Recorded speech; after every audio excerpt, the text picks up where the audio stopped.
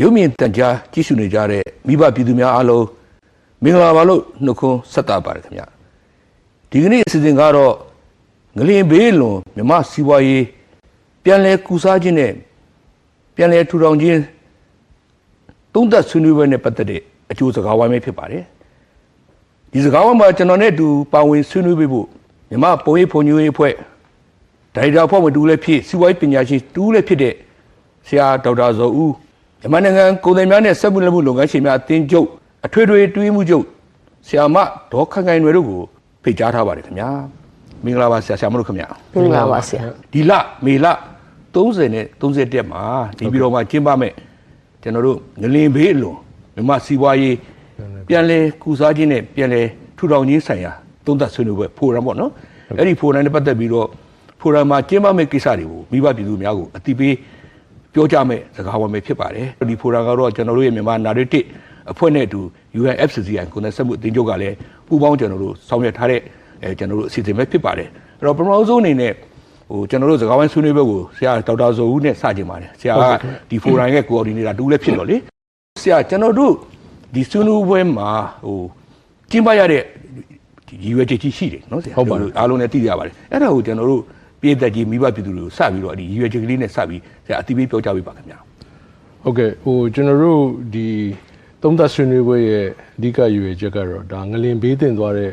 ဒီစီးပွားရေးကဏ္ဍကြီးတွေနဲ့ဒီငလင်ဘေးတင်တဲ့ဒေသတွေမှာဘလို့ပျက်စီးဆုံးရှုံးမှုတွေရှိနေတယ်လေပြန်လည်ထူထောင်ရေးအတွက်ကိုလည်းဘလို့စူးစမ်းနေကြတယ်ဒီအတွက်ကြောင့်မလို့ကုစားပေးရမယ်အခန့်ကဏ္ဍမှာနိုင်ငံတော်အစိုးရကဘလို့ပံ့ပိုးကူညီပေးနိုင်မလဲဆိုတဲ့ကိစ္စကိုကျွန်တော်တို့ကသက်ဆိုင်ရာကဏ္ဍအသီးသီးရဲ့ကိုယ်စားလှယ်တွေပြီးရင်တော့ဘေးတင်ဒေသကဒီအထူးသဖြင့်ဒီစီးပွားရေးလုပ်ငန်းတွေရဲ့ကိုယ်စားလှယ်တွေနောက်ပြီးတော့ရပ်ဖက်အဖွဲ့အစည်းတွေပြီးရင်တော့ကျွန်တော်တို့ဒီတစ်ခေါက်မှာတော့နိုင်ငံတကာပညာရှင်တချို့ကိုလည်းပင့်ဖိတ်ထားပါတယ်အဲ့တော့သူတို့ရဲ့တင်ပြချက်အသီးသီးကိုနေပြည်တော်မှာကျင်းပတဲ့အတွက်လည်းနေပြည်တော်မှာတာဝန်ရှိတဲ့လူကြီးများကနေပြီးတော့ဒါကိုကြားနာပြီးတော့ကျွန်တော်တို့အစိုးရနဲ့ပုဂ္ဂလိကပူးပေါင်းဆောင်ရွက်ရေးကိုအများဆုံးနှင့်တင်ဘယ်လိုဆောင်ရွက်နိုင်မလဲဆိုတဲ့အတွက်ရည်ရွယ်ပြီးတော့ဆောင်ရွက်ထားခြင်းဖြစ်ပါတယ်ခင်ဗျကျွန်တော်တို့ဒီမန္တလေးငလင်ကြီးကျွန်တော်လှုပ်ရှားခဲ့တာဒါအလုံးပြည့်တဲ့ငလင်ကြီးပါနော်ခုနှစ်တမခုနှစ်အစိတ်ဆိုတာဒါမြန်မာနိုင်ငံမှာနှစ်ပေါင်းကျွန်တော်တို့100နီးပါးမှာဒါလှုပ်တဲ့ငလင်အဲ့တော့ကျွန်တော်တို့ဒါအတိအသကလာစီးပွားရေးရောလူမှုရေးရောဆုံးရှုံးထိခိုက်မှုတွေအများကြီးရှိတယ်ဆရာမဟုတ်ကဲ့အဲ့ဒီတည်းမှာကျွန်တော်တို့ကဒီကဏ္ဍအသီးသီးလေးလုပ်နေကြတယ်ကျွန်တော်တို့ဒီဖိုရမ်ရဲ့ရည်ရွယ်ချက်ကတော့ဒီစီးပွားရေးကောင်းမှုရင်လူမှုစီးပွားဘဝတွေတိုးတက်လာမယ်စီနော်အခြေခံကြတယ်လူပြည်သူတွေရဲ့နေ့စဉ်ဘဝရက်ခတ်မှုမှာရှိတော့ဒီစီးပွားရေးကိုငလင်ကြောင့်ဖြစ်သွားတဲ့စီးပွားရေးကိုဆရာဒေါက်တာဇော်ပြုတ်လို့ပြန်လဲကူစားမယ်ပြန်လဲထူထောင်မယ်အဲ့ဒီအချိန်မှာဘယ်လိုခေါ်မလဲဆရာတခါကြရင်ကျွန်တော်တို့ကဒီစိန်ခေါ်မှုတွေထဲမှာလဲအခွင့်အလမ်းတွေဟုတ်ပါကျွန်တော်တို့ရှိတယ်အဲ့တော့ကျွန်တော်ဒီစီးပွားရေးကိုကူစားရင်းနဲ့အခွင့်အလမ်းတွေလည်းပေါ်လာနေတယ်အဲ့တော့ကျွန်တော်တို့ရဲ့ရည်ရွယ်ချက်ထဲမှာကျွန်တော်ဆက်မှဖြစ်ဆက်ဆွေးနွေးတာတော့ကျွန်တော်တို့ပေါ်ပေါက်လာနိုင်တဲ့ကျွန်တော်တို့အခွင့်အလမ်းတွေရောဘာတွေရှိနိုင်မလဲဒီအခွင့်အလမ်းတွေကိုကျွန်တော်တို့ဘယ်လိုရယူစုပ်ကင်ကြမလဲပေါ့ကျွန်တော်ဒါလေးလည်းဆွေးနွေးမှာဖြစ်ပါတယ်အဲ့တော့ဆရာပြောတဲ့အထက်မှာကျွန်တော်တို့ကဒီအဓိကတော့ပြည်တွင်းစီးပွားရေးလုပ်ငန်းရှင်တွေကအများစုနော်သူတို့ရဲ့အတန်ဒီနားထောင်အောင်မယ်သူတို့တွေ့ကြရတဲ့ခက်ခဲတွေတွေ့လို့ရမယ်နိုင်ငံတော်နဲ့ဘယ်လိုပေါင်းဆက်ဆောင်ရမယ်ဆိုတာကြီးကျွန်တော်တို့လိုအပ်တယ်အဲ့တော့ဆရာမကြီးကျွန်တော်ကိုယ်နဲ့တင်းချုပ်ရဲ့အထွေထွေတွင်းမှုချုပ်ကြီးအနေနဲ့ဆရာမတို့ကဆရာမတို့ရဲ့ business center ပေါ့နော် business cycle ပေါ့နော် business အတိုင်းဝိုင်းကဒီကျွန်တော်တို့ရဲ့ဒီဖိုရမ်ကြီးမှာဘယ်လိုကဏ္ဍကနေပူးပေါင်းပါဝင်ဆောင်ရမလဲဆရာမတို့ဒီဖိုရမ်အတွက်ဘာတွေပြင်ဆင်ပြီးလဲဆရာမဟုတ်ကဲ့ဟောပေါ့ဒီကျမတို့ဒီကုန်နဲ့ဆက်မှုအသင်းချုပ်ကတော့အခုနဒီမန္တလေးငလင်ကြီးပေါ့နော်လှုပ်ခတ်သွားတဲ့အခါမှာပျက်စီးဆုံးရှုံးမှုတွေတော်တော်များပါတယ်နော်များပါတယ်အသက်အိုးအိမ်စီးစိမ်နဲ့အများကြီးဆုံးရှုံးတယ်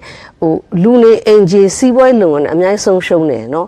အထူးသဖြင့်ဒီမန္တလေးလူနေရာပေါ့စကိုင်းတို့ဘာလို့ဆိုတဲ့နေရာတွေကMSME စအများများတဲ့နေရာပါနော်နောက်ပြီးတော့သူတို့ကဒီအဲ့လိုနေတွေကဘာလဲဆိုတော့သူတို့ကလူနေအင်ဂျင်နဲ့သူတို့စီးပွားရေးလုပ်ငန်းကတနေရာထဲမှာလုပ်ကြတာများတော့ तू ကဒီငလျင်လှုပ်ခတ်မှုကြောင့်အိမ်ပြက်သွားရင်စီးပွားရေးပါသွားတာနော်အဲ့လိုမျိုးဖြစ်တယ်ပေါ့နော်ဖြစ်တော့ဒါကျမတို့လည်းလိုက်ပြီးတော့ကျမတို့ဒီကုန်သည်စက်မှုအသင်းချုပ်ကတိုင်းနဲ့ပြည်နယ်အသီးသီးမှာကျမတို့ရဲ့ညီနောင်အသင်းတွေရှိတယ်ကုန်သည်စက်မှုအသင်းတွေရှိတယ်ပြီးတော့ဒီကျမတို့ရဲ့ဒီအသင်းချုပ်ရဲ့ထိရိတ်အောက်ပေါ့နော် umbrella အောက်မှာကိုကျမတို့ဒီလုပ်ငန်း sector က60ကျော်လောက်ရှိတာပေါ့နော် sector အမျိုးရှိတဲ့ခါကျတော့ကျမတို့အသံတွေအများကြီးနားထောင်ပါတယ်နားထောင်တယ်နော်အသင်းချုပ်အနေနဲ့လည်းချက်ချင်းပဲလေဒီငလျင်ကြီး March 28ပေါ့29မှာ urgency ခေါ်မှာကျွန်တော်တို့စတင်တော့မှဘယ်လိုကူညီရမလဲပေါ့နော် step ပေါ့နော်အဲ့မှာကျွန်တော်တို့ဒီတိုင်းနဲ့ပြည်နယ်မှာရှိရကျွန်တော်တို့ရဲ့ညီနောင်အသင်းနဲ့ချိတ်ဆက်ပြီးတော့မှဟိုပြင်းထန်ဆိုတာဟိုတက်ရောက်မှုရှိတဲ့ဒေသတွေကျွန်တော်တို့ကူညီမှုတွေဆောင်ရွက်ပေးခဲ့တယ်ပေါ့နော်အခုတော့ဒီလိုကာလမှာဟို2လအေးပေါ့ရှိပြီပေါ့နော်28ဆို2လရှိပြီဆိုတော့အခုဒါပြန်လေထူထောင်မဲ့အချိန်နဲ့ပြန်ကုစားမဲ့အချိန်ဖြစ်လာပြီအဲ့ဒီခါကျတော့စီးပွားရေးလုပ်ငန်းတွေကိုကျွန်တော်တို့ကပြန်ပြီးတော့ဘယ်လိုပြန်ပြီးတော့ထူထောင်ပေးရင်ကောင်းမလဲပေါ့နော်အထူးသဖြင့်အဲ့လိုနေတွေမှာက MSME တွေများတာနော်များတဲ့ခါကျတော့သူတို့ရဲ့ဟိုပေါ့စီးပွားရေးလုပ်ငန်းကိုထူထောင်ပြီးတဲ့ခါမှာသူတို့နေတဲ့နေအဆောက်အဦပြန်လုပ်ပြီးဖို့အတွက်ဖြစ်လာတာပေါ့နော်အဲ့တော့ကျွန်တော်တို့အသင်းချုပ်အနေနဲ့ဒါဆရာတို့နဲ့ပူပါဆရာတို့လာပြီးဆွေးနွေးတဲ့အခါမှာချက်ချင်းလက်ခံခဲ့တာပါလက်ခံခဲ့ပြီးတော့မှဟိုဆရာပြောခဲ့တဲ့ဟို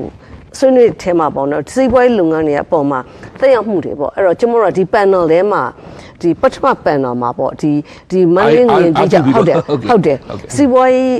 အပေါ်မှာသက်ရောက်မှုတွေကျွန်တော်ဆွေးနွေးကြမှာပါဆွေးနွေးတဲ့အခါမှာကျွန်တော်ကဏ္ဍအစုံပေါ့နော်ဒီသက်ရောက်မှုကိုအပြင်းထန်ခံစားရတဲ့မန္တလေးကုန်သည်စက်မှုအသင်းချုပ်ကိုကျွန်တော်တို့ဖိတ်ထားတယ်နော်ပြီးရင်ကျွန်တော်တို့ကဏ္ဍပေါ့စိုက်ပျိုးရေးကဏ္ဍနဲ့ပတ်သက်တာကျွန်တော်ဖိတ်ထားတယ် supply chain တွေတက်ဆော့ဖြစ်သွားမှာအောင်နော်ပြီးရင်ကုန်ထုတ်လုပ်မှုကဏ္ဍပေါ့နော်ကုန်ထုတ်လုပ်မှုကဏ္ဍမှာအသေးစားအလားစားတွေပါလာမှာပေါ့နော်ပြီးရင်ကျွန်တော်တို့ CMB ပေါ့နော်ထုတ်လုပ်မှုကဏ္ဍပေါ့နော်အဲ့ဒါကိုကျွန်တော်တို့ဝိုင်းဆွေးနွေးကြတော့စဉ်ထားတာရှိပါတယ်အဲ့တော့ဆရာပြောခဲ့တဲ့ဟိုအခွင့်အလမ်းလည်းရှိတယ်စိန်ခေါ်မှုလည်းရှိတာပေါ့နော်အဲ့ဒါတော့နောက် panel ဒီမှာပေါ့နော်ကျွန်တော်တို့အနေနဲ့ဟိုဘာအကျိုးတွေအများကြီးရှိမယ်လို့ယူဆပါတယ်နောက် panel မှာလည်းကျွန်တော်တို့မြန်မာအာမခံကလည်းပါလာမယ်လို့နားလည်ထားတာပေါ့နော်လုပ်ငန်းတွေတော်တော်များလဲအဲ့ဒီဟို awareness ရှိဖို့လိုအပ်တာပေါ့နော်ဟိုဘယ်လိုလဲဒီဟိုအာမခံထားမှကိုယ့်တက်ကိုပြန်မအမခံချက်ရှိမယ်ဆိုအပိုင်းမျိုးတွေเนาะအဲ့ဒါလေးလည်းကျွန်တော်တို့ awareness ပေးချင်တာလည်းပါတယ်ဒီ panel ကနေပြီးတော့လေဟိုမသိသေးတဲ့ဟိုကိစ္စတွေပေါ့เนาะဒီလုပ်ငန်းရှင်အများစုကပြည်သူတွေပါပေါ့เนาะဒီအလုပ်ငန်းလုပ်တဲ့အခါမှာသိသင့်တဲ့ကိစ္စတွေเนาะဟိုကြိုတင်မှပြင်ဆင်ထားမယ့်ကိစ္စတွေပေါ့เนาะပြီးရင်ဒီ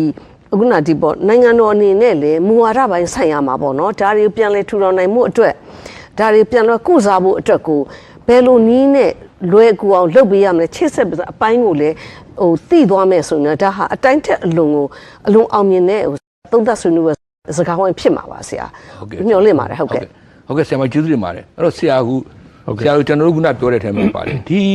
ကျွန်တော်တို့ဒီနေပြည်တော်မှာကျင်းပမယ်ကျွန်တော်တို့ရဲ့ဟိုနေပေါ့ economic recovery ပေါ့နော်ဟုတ်ကဲ့အတူတူပြောရင်တော့ recovery ဟိုကျွန်တော်တို့ဒါကျွန်တော်တို့ forum ပေါ့ဆရာအဲ့ဒီမှာထူးခြားတဲ့တစ်ချက်ကကျွန်တော်တို့စီစဉ်ခဲ့တာကိုဆရာမတို့ကျွန်တော်ဆွေးနွေးခဲ့အဓိကကျွန်တော်တို့က private sector ပါလာတယ်တကယ် private sector ကသူတို့ရဲ့လက်တွေ့ထိတွေ့ကြုံတွေ့နေရတဲ့လက်တွေ့ကြတဲ့ကျွန်တော်တို့ခံထားတွေရတယ်ပါတဲ့ private sector ပါလာတယ်နောက်တစ်ခါနိုင်ငံတကာအတွေ့အကြုံတွေနဲ့ problem solving ပေါ့ဒီပြဿနာတခုစီးပွားရေးပြဿနာတခုချိကတ်တာနဲ့ဖြေရှင်းရမှာကျွမ်းကျင်တဲ့စီးပွားရေးပညာရှင်တွေပါလာတယ်ဟုတ်ကဲ့ထိုနည်း၎င်းပဲအဲ့ဒီပြဿနာတွေနဲ့ issue တွေနဲ့အခွင့်အရေးတွေအခွင့်အလမ်းတွေအပေါ်မှာဒီဟာတွေအားလုံးကိုအကျိုးသက်ရောက်မှုပုံမကောင်းမွန်လာအောင်ထိရောက်လာအောင်လုပ်ပေးနိုင်မယ် policy maker ဆိုတဲ့ကျွန်တော်တို့ကဒီအစိုးရဘိုင်းကျွန်တော်တို့အစိုးရအဖွဲ့အစည်းပိုင်းဆိုင်ရာတွေကပါလာတယ်အဲ့တော့ဒီ forum ကထူးခြားချက်ကထူးခြားချက်ဆိုမလားဒါမှမဟုတ်လေကျွန်တော်တို့ရဲ့ inclusive နဲ့ပေါ့နော်ကျွန်တော်